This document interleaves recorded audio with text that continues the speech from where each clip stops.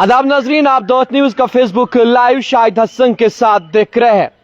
2008 में जब chief minister था तब मेरे पास फुल स्टेटहुड था और ब्यूरोक्रेट्स जो है मेरी बात को सुनते थे उमर अब्दुल्ला। और उमर अब्दुल्ला ने यह कहा कि इस बार जो है ब्यूरोक्रेट्स मेरी नहीं सुनते हैं। 2008 में जब ब्यूरोक्रेट्स के पास जाता था, जब कोई काम करने के लिए बोलता था, तो अगर उस काम करने का दूसरा कोई तरीका होता था तो ब्यूरोक्रेट्स मुझे बोलते थे उमर साहब ये तरीका है, इस तरीके से हम जो है ज्यादा लोगों को फायदा दे सकते हैं या इस तरीके से हम इस काम को कर सकते हैं। मगर कल जो उसने बयान दिया, कल जो उसने इंटरव्यू दिया, उसके बाद हमने देखा कि सोशल मीडिया डिजिटल प्लेटफॉर्म्स की बात करेंगे। कल शाम हमने देखा कि जम्मू कश्मीर के अंदर जो है बहुत सारों ने जो है लिखना शुरू किया, क्योंकि उन्होंने कहा कि उमर अब्दुल्ला साहब ने जो बयान दिया, जब वे कहते हैं कि मैं यूनियन टेरिटरी का चीफ मिनिस्टर हूं और यूनियन टेरिटरी में ब्यूरोक्रेट्स मेरी नहीं सुनते हैं, तो इन्होंने यूनियन टेरिटरी के अंदर जो है पार्लियामेंट का चुनाव भी लड़ा था।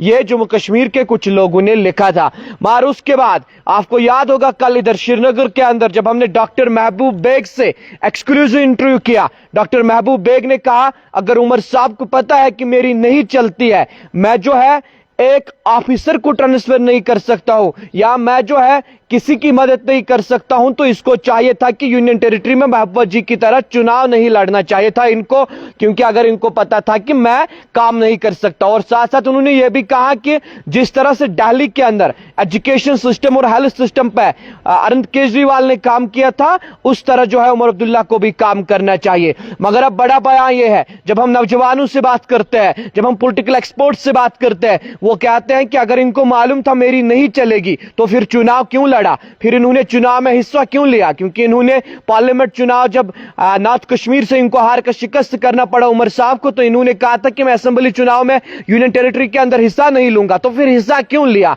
यह कुछ लोगों का सवाल है। मगर जिस तरह से उमर अब्दुल्ला ने बयान दिया है, जिस तरह से उमर अब्दुल्ला ने कल शाम इंटरव्यू दिया है, और उसके बाद जो है काफी सारे नौजवान जो है वो सोशल मीडिया पर लिख रहे हैं, और उसके साथ साथ जो उसके सियासी हरीफ है वो कह रहे हैं कि अगर इनको पता है कि हमारी नहीं चलती है, फिर जो तनख्वाहें ले रहे हैं, जो टीएडीए ले रहे हैं, फिलहाल जो है वही बेरोजगार नौजवानों को दे ताकि वो जो है अपना घर चला सके। मगर कल के बयान के बाद जो है कहीं ना कहीं सियासी गलियारों में शोर है, सियासी गलियारे में जो है वो कहीं ना कहीं उनमें जो है तापमान जहां कश्मीर के अंदर भी ज्यादा है, जम्मू के अंदर भी ज्यादा है, वहीं सियासी गलियारों में तापमान जो है वो बढ़ गया कल से। क्योंकि इस बयान के बाद जो है काफी सारे सवालात और काफी सारे निशानात जो है वो नेशनल कॉन्फ्रेंस पे खड़ा होते हैं। कहा जाता है कि अगर नेशनल कॉन्फ्रेंस ने चुनाव लड़ा, अगर मैनिफेस्टो बनाया, मैनिफेस्टो में आप लोगों ने बाज़ाब्ते तौर पे कहा every citizen of the Jammu and Kashmir has given 10 kg of rice,